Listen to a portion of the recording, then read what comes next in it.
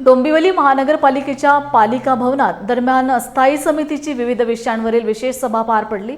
स्थायी समितीचे सभापती मल्लेश शेट्टी यांच्या अध्यक्षतेखाली झालेल्या या सभेला समितीचे सर्व सदस्य उपस्थित होते।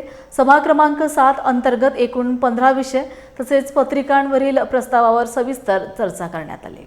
कॉन्ट्रॅक्ट पद्धतीने आज डॉक्टर्स, नर्सेस, स्टाफ नर्स आणि वॉर्ड बॉय यांची भरती करण्यासाठी विषय सभागृहासमोर आला होता।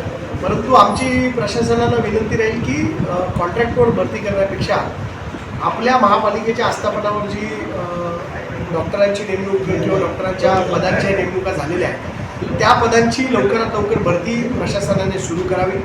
बिंदू नियामकची नियमावली आहे ती शासनाकडे मंजुरीसाठी गेलेली आहे। बिंदू नियमावली जोपर्यंत शासनाकडे येत नाही तोपर्यंत ही भरती करणं शक्य होणार नाही।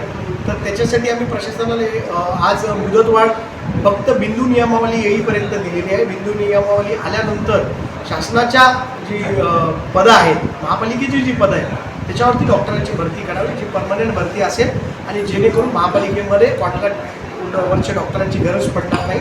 महापालिकेमध्ये योग्य प्रमाणात डॉक्टर्स इथला विषय असा आहे की वारंवार प्रशासनाने पूर्वी जेव्हा डॉक्टर भरतीची प्रक्रिया करण्याकरता ॲडव्हर्टायजेस दिल्या होत्या त्यावेळेला पगाराच्या याच्यामुळे डॉक्टर कोणी आपल्याकडे जॉईन झाले नाही आणि वस्तुस्थिती त्याच्यामुळे आम्ही नंतर ठराव करून शासनाचे जे डॉक्टरांचे दर आहेत ते महानगरपालिकेने द्यावे असा ठराव करून त्याला आम्ही मान्यता दिली। त्याच्यानंतर आरांमध्ये सुधारणा करून त्यालाही शासनाची मान्यता घेतलेली आहे। पण आत्ता अशी स्थिती आहे की डॉक्टरच्या रिक्रुटमेंटच्या बाबतीत डॉक्टर्स लोकांना बाहेर पगार जास्ती मिळत असल्याकारणाने आपल्याला शासनाच्या पगारावर सुद्धा डॉक्टर्स इथे मिळत नाही म्हणून प्रायव्हेट कॉन्ट्रॅक्टदाराच्या मार्फत आपण डॉक्टर भरतीची प्रक्रिया करतो आहोत।